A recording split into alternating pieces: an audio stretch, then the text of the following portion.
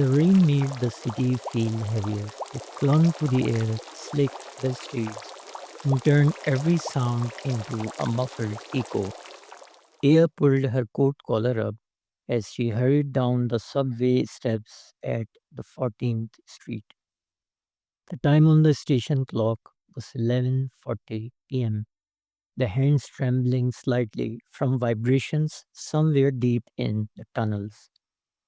Her heels clicked against the platform tiles, a sound far too loud in the near empty station. A lone man stood at the far end, wearing a hoodie despite the underground heat. Closer to her, a middle aged woman clutched a grocery bag to her chest, muttering something under her breath. Leah's train was late. She stared down the tunnel's mouth, dark, silent, waiting. The air had that damp, metallic tang she always associated with the subway. But there was something else tonight, a faint sweetness, not pleasant. Then the announcement came for the southbound commuters to board the train. The rest dissolved in thin air. She glanced at the hoodie man. He was staring straight at her. She quickly looked away. Finally, the train arrived. The headlights glimmered dimly through the dark like candles approaching in a cavern. It took forever to stop. The doors opened with a long, tired sigh. Leah stepped inside. It was nearly empty. A businessman sat 2 rows away, asleep with his chin resting on his chest.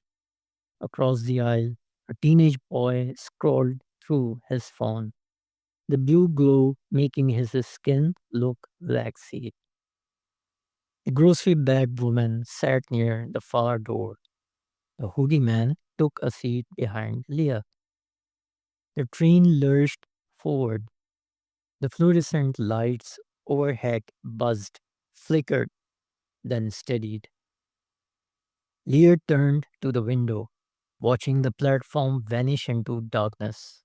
A reflection stared back at her, pale skin, tired eyes, damp hair sticking to her cheeks. Then her reflection smiled. She didn't. Leah jerked back from the glass. Her reflection turned to normal. She told herself she was overtired, her brain playing tricks. Her train gained speed but sounded muffled, distant, as though the wheels weren't touching the tracks at all. The next station appeared, or should have. Instead, the platform they passed was almost completely dark. No boards, no signs, just shadows pulling against the walls. No one boarded. The train kept pacing. A few minutes later, they passed another platform, also dark, and another, each one swallowed in shadow. The station names smudged like wet ink. Leah glanced at the businessman.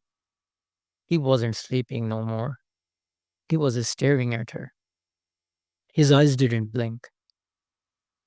She shifted in her seat. The teenage boy was staring too, his phone forgotten in his lap. Grocery bag woman's muttering had also stopped, but her eyes were wide and fixed on Leah. Her throat tightened. What? She asked. None of them answered. The lights overhead flickered once, twice, then fully out. In the brief dark, she felt movement beside her. When the lights returned, the businessman was sitting in the seat directly next to hers. Leah shot up, stumbling backward. Stay away from me.